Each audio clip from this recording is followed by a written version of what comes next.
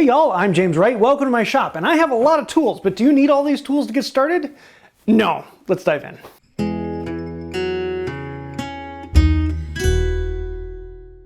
So first off, why do I have all of these tools in my shop? Is it because I use them every day? No, it's because I have a class and I teach, and when you come here you can use these tools, and I need more tools than what I can use. Also, it's because I make videos, and if I'm going to teach how to use a particular tool, I've got to have the tool, so I've got a bunch of tools. So today I want to go through what tools do you need to get started, and what tools do you just wait on until you need them. I've done a couple videos like this in the past, and I always started off just making one assumption from the beginning, and that is the first tool you need.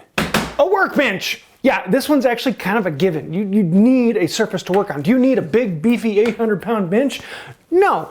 Do you need a kitchen table where you can clamp things to it? That can work. But you do need a work surface. The bench really is the first tool. It's the one that everything else is built off of. Unless you plan on whittling everything you do, you need something to actually hold work in place. So the very first tool you should get is your bench. And if you don't have a bench, it's the first tool you should make. You should make a bench. And in order to make a bench, you need a bench because it's the first tool, right? Well, no, you can do it on the floor. You can do it on your table. When I started off, I actually started off with a folding table. Honestly, if you don't believe me, go back and watch my first few videos. I actually have a folding table that's moving all over the place, and I'm milling up the material to make that bench. That was my first bench. It's made out of construction 2x4s laminated together for the legs and the stretchers, everything. Even the leg vise on the side is just a laminated 2x4. Cheap bench, works well. Great bench, still have it. Next, after the bench, you need 3 tools. And these 3 tools are the basis for everything. Number 1, a chisel. Number 2, a plane. And number 3, a saw. With these 3 tools, you can do just about anything you want. When I got started, I went to Harbor Freight and I bought this set of chisels. There were 4 of them, and I don't know where the other 2 went. I bought this very plane at a garage sale for $5, and it wasn't looking this pretty. It was pretty bad shape, but with a little bit of cleanup, it worked pretty well. And then I bought a cheap hardpoint saw from Menards. It was on sale with 100% mail-in rebate. And all told, for all 3 tools, I spent a total of $12. With those tools, I built my first bench and several of my first projects. Now, over time, I got better and better tools because there's only so long that you want to be working with cheap tools. They will do the task. You're just going to have to sharpen them a little more often. They're going to take a little more maintenance, but they'll cut wood. Usually when you're first getting started, I'm going to tell people, go buy a Ryoba. They're really simple, easy tools. They're great to learn, and they've got cross-cut and rip-cut. You can do a lot with these. They're a phenomenal, all-around, generally good tool. You can get the really cheap one from Harbor Freight, though 50-50. You can go get the mid-grade one from Suzanne, which is actually relatively affordable, but for a couple bucks more than that, you can actually bump up to Temple Toolworks. It's a friend of mine, a Third Coast craftsman. He actually started producing these, and honestly, they are phenomenal for an incredibly good price. They're made in Japan, and they're really high quality and very affordable for the price, and this is a tool that will last you for a lifetime. Once you start getting into Western saws, though, a lot of people think the first one they should go get is a dovetail saw because, ooh la la, it's the one that everyone wants. It's a nice, sexy saw, but honestly, it's one of the last saws I got. A sash saw or a carcass saw are the saws that I'm grabbing more than anything else in the shop. These are the go-to tools for most joinery. They are cross-cut with fairly small teeth. You can do all the fine joinery with it, but you can also slice boards to length. The next most common for me is actually a big hand saw. This is a hand saw. It is longer than 26 inches, large rip-cut teeth.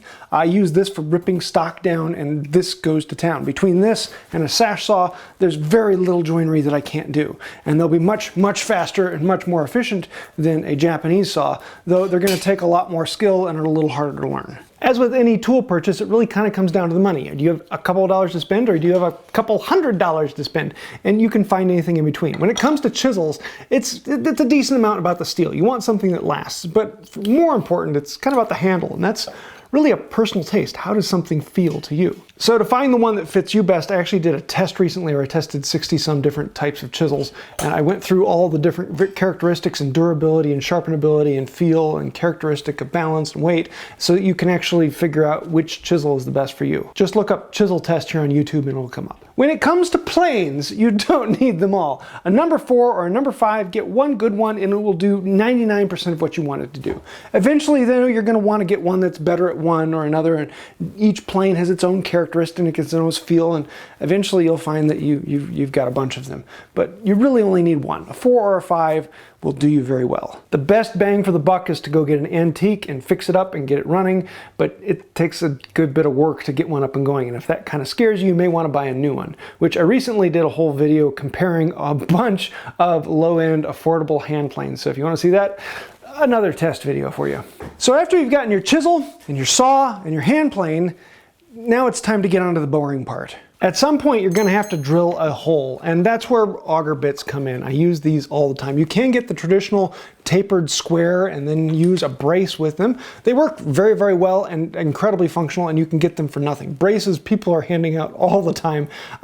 Anytime I go to an auction and I buy a box lot, there's usually a brace or two in there, and I've got a pile of them that are just taking up space. Same thing with augers. If you buy them one at a time, they're almost free. People are quite literally throwing away buckets of them all the time.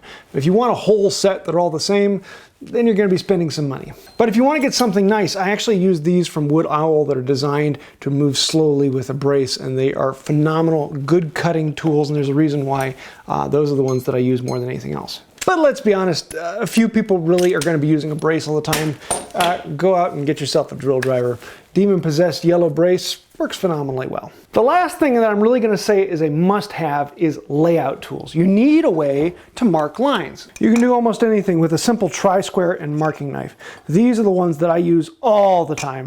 Now this particular one is relatively expensive, but you can even use a pocket knife or even a utility knife. Marking gauges, they are a must. They're one of those things where you can never have too many. Regular, simple marking gauges or even mortising gauges that have 2 pins. You're going to need 1, 2, 3, and eventually more. I do like using the wheel type for going cross grain, but I do love the pins for going with the grain. After that, everything else is a specialty tool. I've actually done projects where I've gone into the woods with a 1/2-inch chisel, this very chisel, a strop, and I cut down a tree and I sliced it into a board and I made a stool with legs and mortise and tenon with just a 1/2-inch chisel.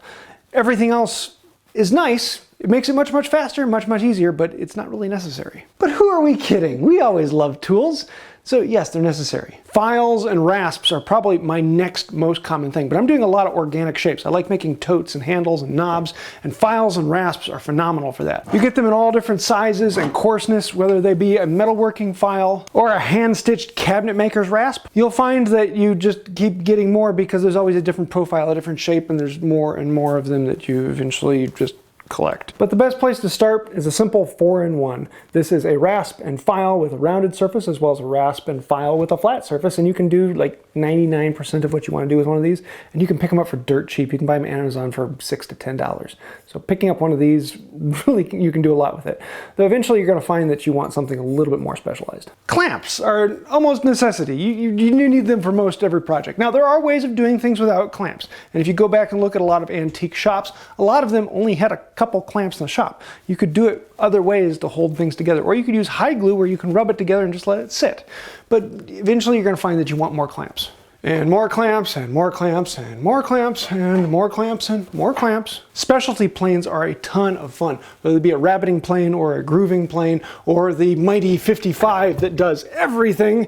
It's just one of those things where eventually you're probably going to want one, but you buy it as the project requires. Router planes, chisel planes, block planes, squirrel tail planes, side rabbit planes. We've now gotten into the category where I'm going to say do not go and buy them.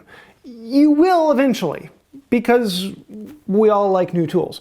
But don't go and buy them. You don't need them to get working. 99% of projects you can get around without them without much problem. At this point in your shop, do not buy tools because you want them. Now, I say that for everyone, but I know you're going to go do that. But don't. Try to resist. I know it's hard, but we need to at least look like we're trying. At this point, when it comes to specialty tools, buy them when you have a project coming up that can use this tool.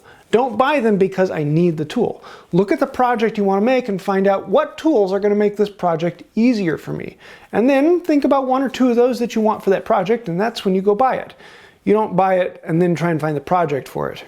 Find the project and then find the tools you need to make that project. Because you may find that you do a lot of carving, and when you do a lot of carving, there's a lot of these tools you don't need. Or you may find that you are a furniture maker and you really don't have much need for files, rasps, and floats. Everyone has a different skill set that they want to focus on, and because of that, you're going to have a different list of tools that you're going to want to focus on. So once you get the basics down, then figure out what you're going to be building, and then buy the tools needed for that. Don't go buy the tools because you want them. Even though I know everyone's going to disregard what I just said and go buy the tools because, ooh, that's pretty. And here's where the warning comes in. I get comments all the time of people saying, I am not a collector. I only buy tools to use. And I go and look at their shop and it's full of tools that they bought because they wanted the tool, not because they had a project for it. And that's not a bad thing. Everyone buys things because it makes them happy, and that's a good thing. But don't try and hide behind the name of I'm not a collector, because everyone ends up being a collector at one point or another. So all that being said, welcome to the fun sport of woodworking, and he who dies with the most tools wins. So I hope you like that. If you have any questions, thoughts, ideas, snide remarks, throw them down below. Thank you for adding those. And I do want to say a huge thank you to all patrons on Patreon, because you may have noticed I didn't have any ad roll in here for some protein shake.